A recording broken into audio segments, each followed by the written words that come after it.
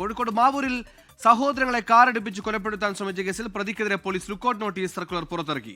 കൊടിയത്തൂർ പഴംപറമ്പ് സ്വദേശി മുഹമ്മദ് ഇർഫാനെ കണ്ടെത്താനാണ് പോലീസിന് ലുക്കൌട്ട് നോട്ടീസ് ഇറക്കിയത്.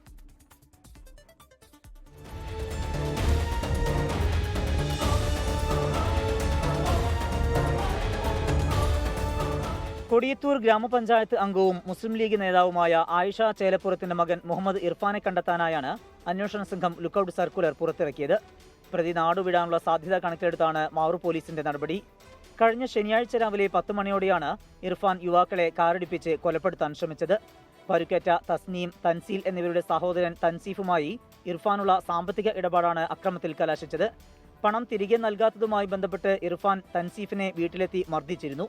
ഇത് ചോദിക്കാനായി ഇർഫാനെ അന്വേഷിച്ച് ബൈക്കിൽ വരികയായിരുന്ന സഹോദരങ്ങളെ കാറിടിപ്പിച്ച് കൊലപ്പെടുത്താനാണ് പ്രതി ശ്രമിച്ചത്. വധശ്രമം, ആയുധം ഉപയോഗിച്ചുള്ള അക്രമം തുടങ്ങിയ വകുപ്പുകൾ പ്രകാരമാണ് ഇർഫാനെതിരെ പോലീസ് കേസെടുത്തിരിക്കുന്നത്. 24 കോഴിക്കോട്. ലോകത്തെവിടെയായാലും ഏത് സമയത്തും 24 വാർത്തകളും ഓഗ്മെന്റഡ് റിയാലിറ്റി പാക്കേജുകളും എക്സ്പ്ലെയിനറുകളും വിശദമായി കാണാൻ ഞങ്ങളുടെ യൂട്യൂബ് ചാനൽ നിങ്ങൾക്ക് സബ്സ്ക്രൈബ് ചെയ്യാം.